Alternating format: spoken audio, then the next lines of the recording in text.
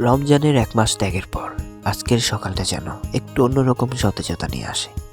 প্রতিটি বাড়িতে আনন্দের আমেজ, কিন্তু এই আনন্দের মাঝেও কেমন জানি এক অদ্ভুত প্রশান্তি কাজ করে মনে। নতুন পোশাকের সুগন্ধ, মায়ের হাতের সেমাইয়ের ঘ্রাণ আর বাবার শান্ত হাসি, এগুলোই তো আমাদের ঈদের আসল সৌন্দর্য।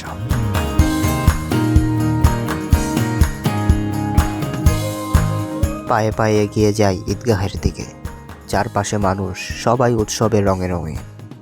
রাস্তার দুপাশে ছোট ছোট দোকান, খেলনা, ফুচকা, ঝালমুড়ি, বাচ্চাদের হাসি আর খেলনার আওয়াজ এক অদ্ভুত আনন্দের আবহাওয়া তৈরি করে।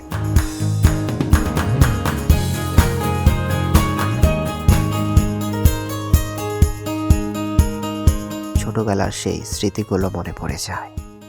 কিভাবে বাবার হাত ধরে আসতাম, আবদার করতাম এই রঙিন খেলার জন্য।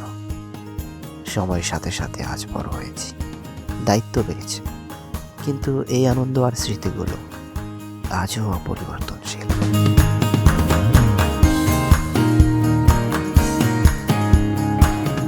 ঈদগাহে বিশাল সমাগম, চারদিকে চেনা অচেনা সব মানুষ, কোনো ভেদাভেদ নেই, ধনী দরিদ্রের পার্থক্য নেই।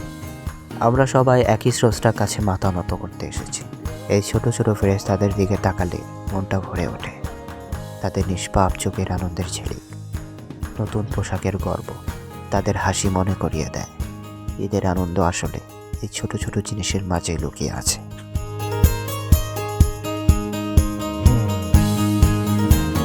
তারপর আসে সেই মুহূর্ত, সবাই একসাথে কাঁধে কাঁধ মিলিয়ে দাঁড়িয়ে যায়।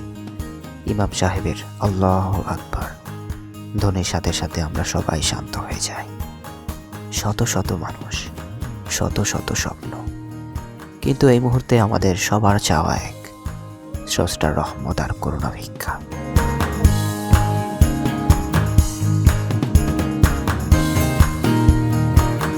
নামাজ শেষে যখন সবাই কোলাকুলি করে, তখন মনে হয় সব দুঃখ কষ্ট যেন মুছে গেল। একে অপরকে ভালোবাসার এক অদ্ভুত অনুভূতি, এটাই তো আমাদের ঈদ। একতা, ভ্রাতৃত্ব আর ভালোবাসার এক মিলন মেলা। আসুন আমরা এই ঈদের আনন্দকে সারা বছর আমাদের হৃদয়ে ধারণ করি।